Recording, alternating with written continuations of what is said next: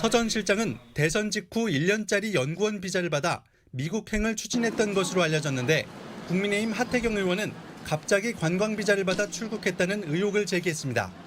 관광 비자로 급히 나갔다고 그럽니다. 죄지은 게 많아가지고 정권 바뀌면 바로 미국 가겠다고 생각한 것 같고요.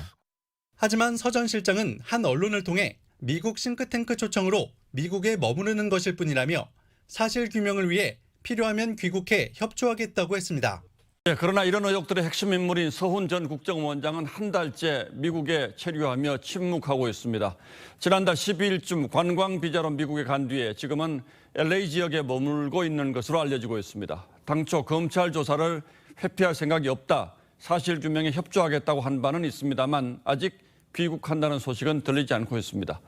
문재인 정부 외교 라인의 핵심이자 특히 북한 문제에 가장 깊숙이 관여한 것으로 알려진 서훈 전 원장이 귀국하지 않는다면 두 사건의 실체 규명도 어려워질 수 있습니다. 그 이유는 구민성 기자가 알아봤습니다.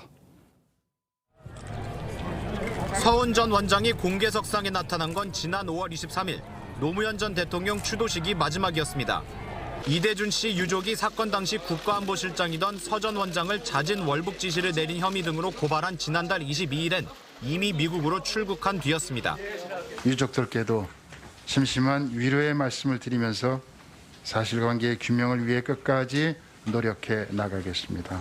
이와 별도로 지난 6일엔 2019년 탈북어민 강제 북송 당시 조사를 빨리 끝내도록 지시한 혐의로 국정원에 의해 검찰에 고발됐습니다. 서 전 원장은 지난달 공무원 피살 사건과 관련해 사실규명 협조에 최선을 다하겠다며 회피할 의도는 없다는 입장문을 냈지만 이후 침묵하고 있습니다. 지인들에 따르면 서 전 원장은 딸이 살고 있는 LA 지역에 체류 중이며 초청 싱크탱크가 있는 워싱턴도 오가는 것으로 알려졌습니다. 외교 소식통은 TV조선에 서 전 원장은 지난 4월 주한미 대사관에서 인터뷰를 한 뒤 관광 비자를 받은 걸로 안다며 최대 6개월까지 머물 수 있어 연말까지도 귀국하지 않을 수 있다고 했습니다.